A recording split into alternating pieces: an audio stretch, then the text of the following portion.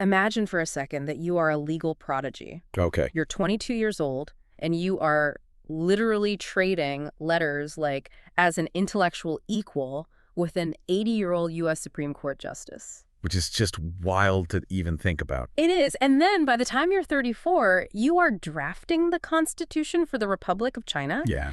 You are holding the architectural blueprint of this massive ancient nation in your hands. A huge responsibility. So how do you end up, just a few years after that, hiding in a literal war zone, weeping uncontrollably over the diary of a 24-year-old French nun? Oh, wow. And then eventually rewriting the Gospel of John using ancient Taoist poetry. Yeah, honestly, sounds like 3 completely different lifetimes, just crammed into one. Yeah. But we are actually talking about the astonishing reality of just one man, John C.H. Wu. He's the very definition of a life lived between worlds.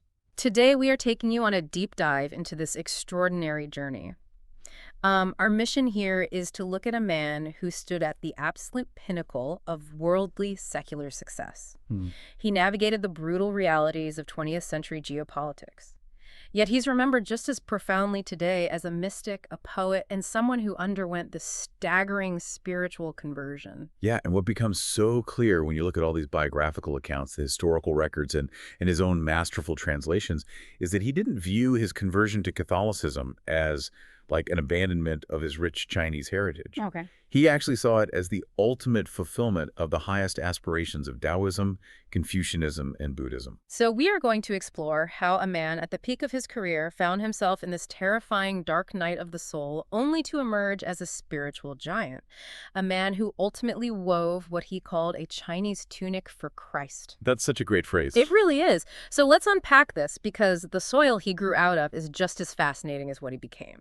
Well, yeah, to understand the magnitude of his later transformations, you have to look at the world he was born into. So the year was 1899. Okay, end of the 19th century. Yeah, and he was born in Ningbo, which is a coastal city in eastern China, during the absolute twilight of the Qing dynasty. That's a rough time. It's a period of immense, staggering turbulence. I mean, you have this ancient civilization on the brink of massive modernization, and they are facing internal rebellions and just intense pressure from foreign powers.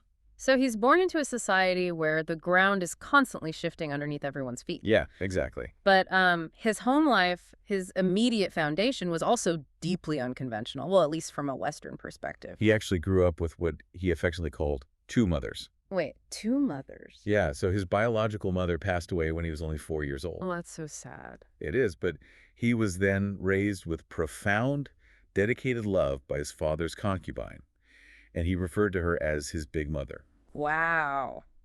His father's concubine. I mean, that completely shatters the Western assumption of what a stable or traditional upbringing looks like, you know? It really does. You usually associate that kind of dynamic with fractured families or court intrigue, but for him, it was a source of profound emotional stability. It was.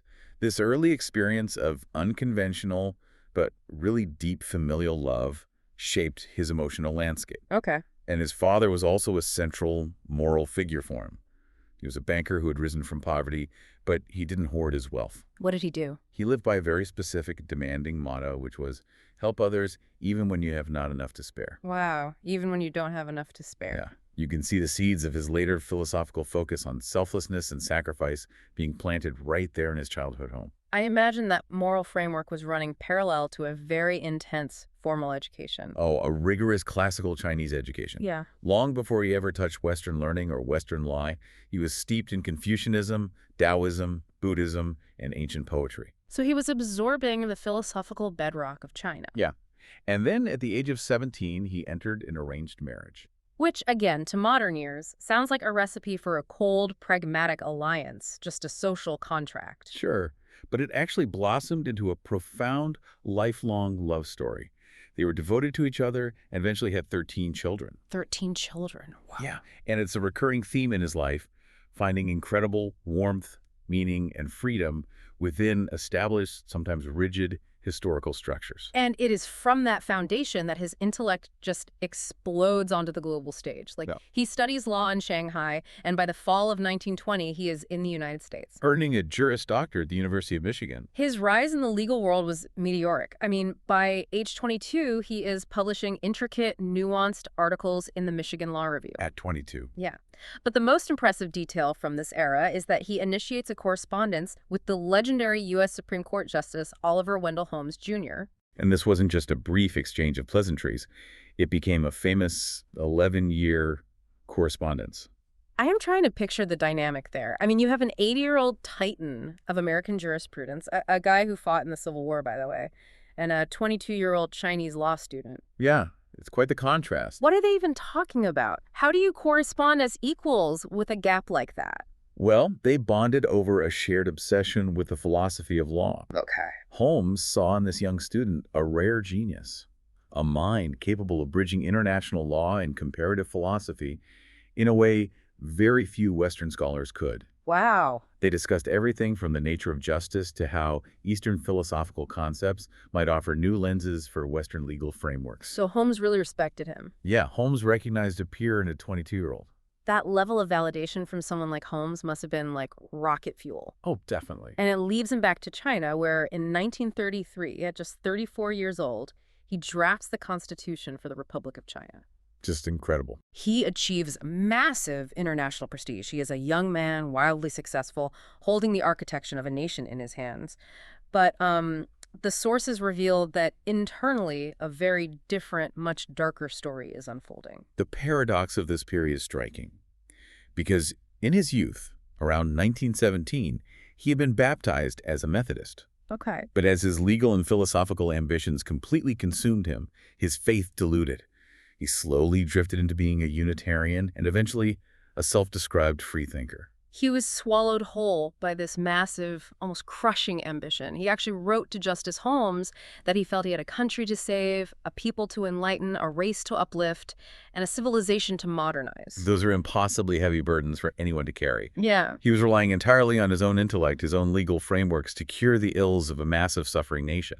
And the more public accolades he gathered, the more the spiritual vacuum inside him grew. It makes me think of an operating system analogy. Okay, how so? It's like he spent his whole life writing the perfect operating system for society, the perfect laws, the perfect constitution. But he reached the pinnacle of his career only to realize that the hardware it's running on, the human soul, is completely corrupted by despair. Wow. You can draft a constitution, but you cannot draft a law against existential dread. That is a brilliant way to put it. He was trying to solve the human condition with legislation. Yeah. And he found that you cannot legislate away emptiness. The tools of his success, logic, precedent, pragmatic philosophy, they were completely ill-equipped to answer the deeper cries of his own soul. And the realization of this emptiness wasn't some quiet philosophical afternoon in a library. It violently collided with historical catastrophe. The year 1937 brought the outbreak of the Sino-Japanese War. Right. China was plunged into horrific chaos and brutality. He had to take refuge in the neutral French concession in Shanghai. So he's trapped. Yeah, the nation he had literally tried to save with the Constitution was being torn apart by violence outside his window. The external collapse completely mirrored his internal collapse. He reached the brink of absolute despair. He really did. The sources mention him reading Psalm 14, which begins, "The fool hath said in his heart, there is no God." He was also reading Dante's Divine Comedy, specifically the opening lines, "In the midway of this our mortal life, I found me in a gloomy wood." That resonates so deeply with his situation. He recognized his own spiritual devastation staring back at him. I mean, it got so dark he contemplated suicide. He was stripped of all his worldly defenses. His international legal prestige meant absolutely nothing in the face of the carnage in Shanghai and the darkness inside his own mind. Yeah. And in that state of complete shattering vulnerability, the turning point arrives. And it comes from the most unexpected source imaginable. He reads the autobiography of Saint Therese of Lisieux. Yeah. Now, if you aren't familiar with Saint Therese, she was a 19th century French Carmelite nun. She died of tuberculosis at the age of 24 in obscurity. Very young. She is known for her little way of spiritual childhood, which is basically about doing incredibly ordinary things with extraordinary love and absolute trust in God. And reading her autobiography completely broke his intellectual pride. Ew. The historical accounts describe him weeping uncontrollably. Yeah. He compared himself to the repentant prostitute in the Gospels, washing Jesus' feet with her tears. Wow. This intense, visceral encounter led directly to his conditional baptism into the Catholic Church in December 1937. And his family eventually followed him into the church, especially after a moment they attributed to a miraculous healing of his daughter, which led to his wife's conversion. Yeah, it was a complete transformation of his entire household. I have to pause and look at this critically, though, because I am struggling to connect the dots here. Okay, go ahead. We are talking about a guy who navigates brutal 20th century geopolitics. He's a shark in international law. He debates with Supreme Court justices. And his massive, life-altering spiritual awakening comes from a 19th century cloistered nun known for her little way. It is quite the pivot. It almost sounds like a psychological retreat from the trauma of the Sino-Japanese War rather than an intellectual breakthrough. I see why you'd say that. It looks like a retreat if you only value intellectual dominance. Okay. But what he discovered was a totally different way of perceiving reality, which he later called an empathetic epistemology. Empathetic epistemology. What does that mean? Rather than knowing something purely through cold, hard logic, he realized you can arrive at ultimate truth through empathy, through a shared emotional and spiritual experience. So he didn't just read her book. He recognized his own soul in hers. He saw the synthesis he had been searching for his whole life. He observed that Therese embodied a union of apparent opposites. How so? Well, she possessed profound, crushing humility, yet she had incredible, almost fierce audacity in her trust in God. Oh, I see. She lived within the intense, rigid discipline of a Carmelite monastery, yet she possessed total spiritual freedom. For a man who had spent his life trying to reconcile the East and the West, the ancient and the modern, seeing this synthesis of opposites in a single, simple soul was a revelation. Exactly. I mean, yeah, it exposed a huge blind spot in his own life and in the modern world at large. He famously noted that humanity suffers from too much love of science and too little science of love. That phrase becomes the central pillar of his worldview. It does. He believed modern civilization, the civilization he had been trying so hard to modernize, was obsessively focused on material progress, legal frameworks, and intellectual domination. That's the love of science. Right, well, yeah.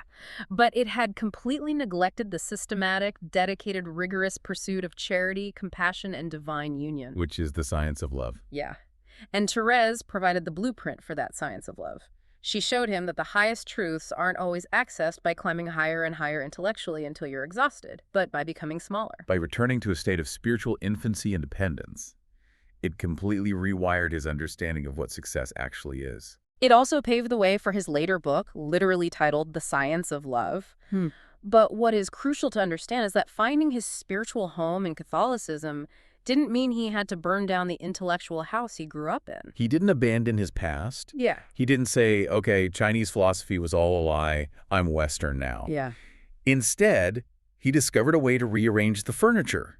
He started seeing his entire Chinese heritage through a completely new lens. He explicitly stated that he lost absolutely nothing of his Chinese heritage by becoming Catholic. In fact, he felt he gained everything. He referred to Confucianism, Taoism, and Buddhism as his pedagogues. Pedagogues meaning teachers, or the guides who walked the child to the schoolhouse. They were the tutors that led him to the classroom of Christ. He believed that the pilgrimage of the soul is not a matter of moving from one geographic culture to another. You don't have to become Western to find God. Yeah, as he wrote in his autobiography, Beyond East and West, the pilgrimage is neither eastwards nor westwards, but inwards. I want to break down how he actually fit these massive ancient philosophies together, because they are very distinct.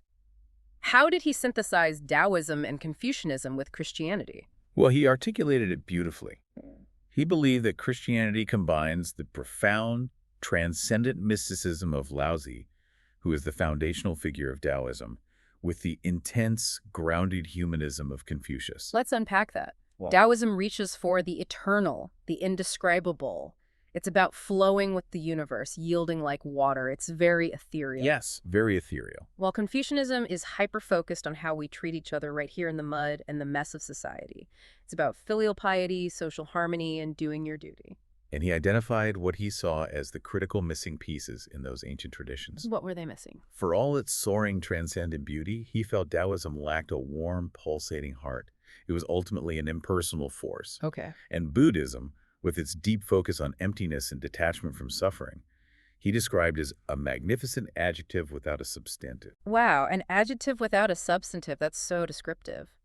It described a state of being beautifully, but it lacked an ultimate personal reality at its core. Yeah. So they're like incredibly profound, beautiful, but incomplete sentences.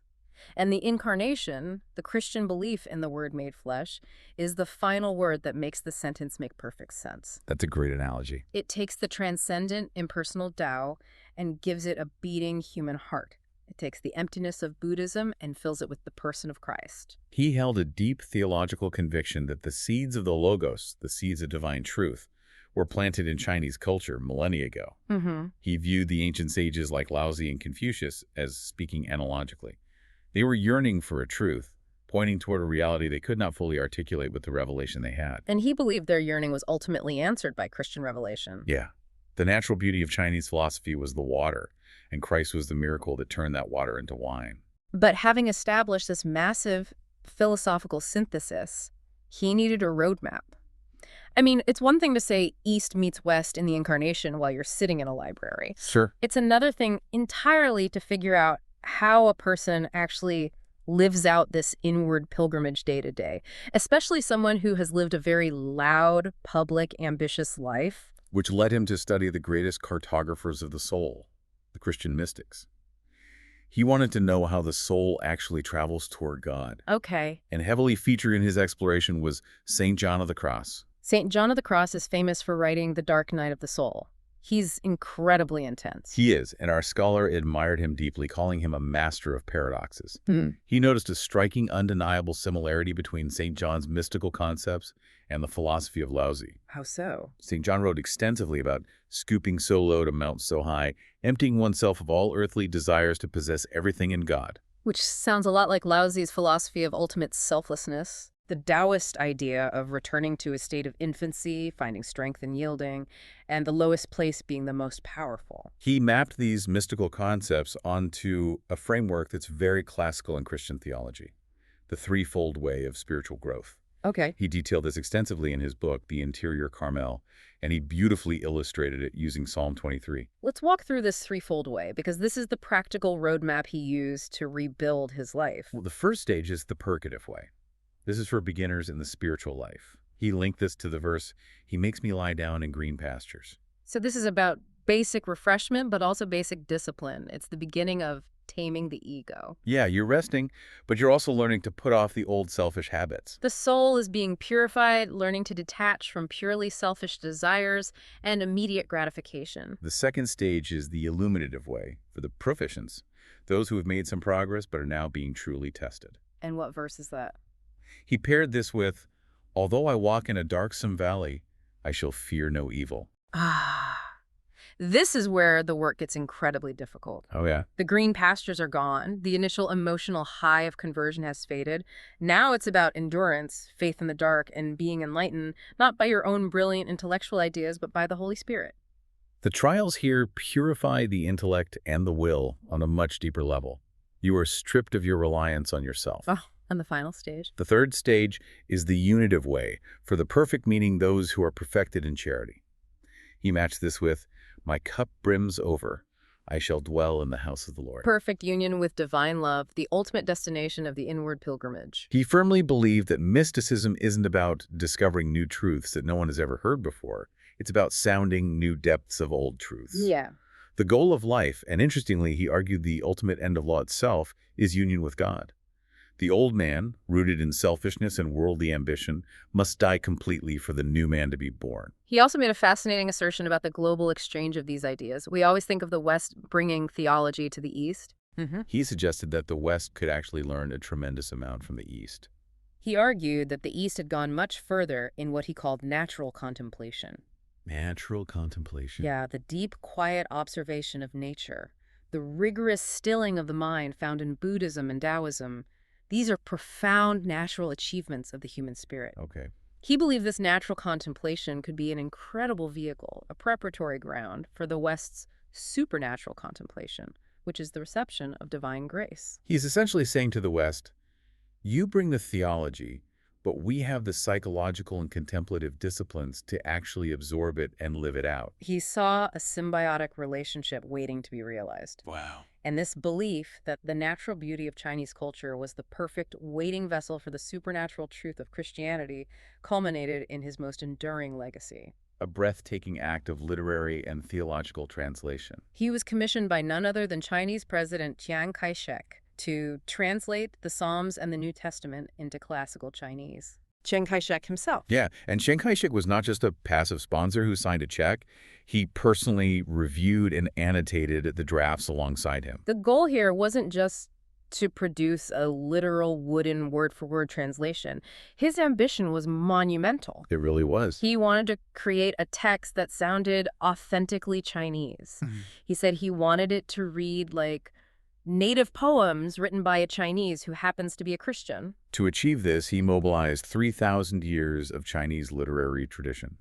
He didn't want the Bible to sound like a foreign import. Yeah. For the Psalms, he specifically adopted the poetic styles of the Tang dynasty, which is widely considered the absolute golden age of Chinese poetry. He also extensively used Chengyu. These are incredibly dense four-character idioms that pack hundreds of years of Chinese history and philosophy into a single phrase. Very powerful linguistic tools. He pulled these phrases directly from foundational texts like the Analects of Confucius, the Mencius, and the Tao Te Ching. He was weaving the very vocabulary of China's cultural soul into the biblical text. But his most brilliant and perhaps most heavily debated choice occurred in his translation of the Gospel of John. Okay, the opening of John's Gospel in the original Greek is, "In the beginning was the Logos, and the Logos was with God, and the Logos was God." Yeah. Now, Logos is usually translated in English as the Word. But he chose to translate logos, using the ancient Chinese term Tao. In the beginning was the Tao, and the Tao was with God, and the Tao was God. That is incredibly heavy. It is. I have to push back on this because doesn't dressing the Bible in the specific, heavily loaded vocabulary of Taoism and Buddhism risk diluting the original Christian message? It's a valid concern. How did he walk that tightrope without slipping into syncretism, where you just blend all the religions together until they lose their distinct shapes and truths? Well, the theological implications are staggering, Yeah. but he executed it with incredible precision. By using Tao for logos, he was making a profound, specific declaration. In ancient Chinese thought, the Tao is the ultimate, eternal, indescribable reality, the source and pattern of all existence. Yeah. By using this specific word in the Gospel of John, he was declaring that this ultimate reality, the Tao that Laozi had written about centuries ago, actually became flesh and dwelt among us as Jesus Christ. So it's not a dilution, it's a completion. Well, yeah, that's a good way to phrase it. He's saying, the thing you have been searching for, the eternal pattern you have sensed in nature and philosophy, has a face and a name. It was not mere translation, it was a cultural baptism. He took the linguistic tools of his ancestors and used them to express a new revelation. It's fascinating. If we connect this to the bigger picture of Christian history, it's completely reminiscent of what the early church fathers did when they used Greek philosophical terms to explain Christian theology to the Roman world. It makes me think of an architectural analogy. Let's hear it. You could compare his translation to Antoni Gaudi's Sagrada Familia in Barcelona. Gaudi took a time-honored, sacred tradition, the Gothic cathedral, and reinterpreted it through a highly specific, culturally unique, and brilliantly artistic Catalan lens. The result is something that is unmistakably a Catholic basilica, but also unmistakably Catalan and uniquely Gaudi. That is an incredibly apt comparison. Yeah. He took the time-honored text of the Bible and reinterpreted it through the specific, culturally unique lens of classical Chinese literature. Yeah. The result is a universal masterpiece that speaks with a distinctively Chinese voice. He proved that the gospel doesn't require the destruction of a culture, it requires the elevation of it. Looking back at the full arc of his life, it's almost difficult to comprehend. It all fits into one timeline. We started with a legal prodigy, a man who drafted constitutions and debated with Supreme Court justices on the global stage. We followed him through a devastating loss of meaning, an encounter with despair in the midst of a horrific war, and a profound conversion sparked by the humble writings of a young cloistered nun. We saw him become a devoted husband and father of 13, and a scholar who successfully synthesized the deep wisdom of the East with the revelation of the West. He demonstrated, with both his life and his intellect, that to look inward is to find a truth that transcends geography. He proved that the rigorous mind of a jurist and the soaring soul of a mystic can inhabit the very same person. We started by talking about the rigid, straight lines of law and how we expect lives built on logic to follow completely predictable paths. But maybe the truest paths aren't straight lines at all. Yeah. So it leaves you to wonder if a single individual can weave the deepest threads of classical Chinese philosophy with the heights of Christian mysticism into a seamless garment. What other hidden harmonies across disparate human cultures and disciplines remain entirely undiscovered, just waiting for a mind willing to learn their languages?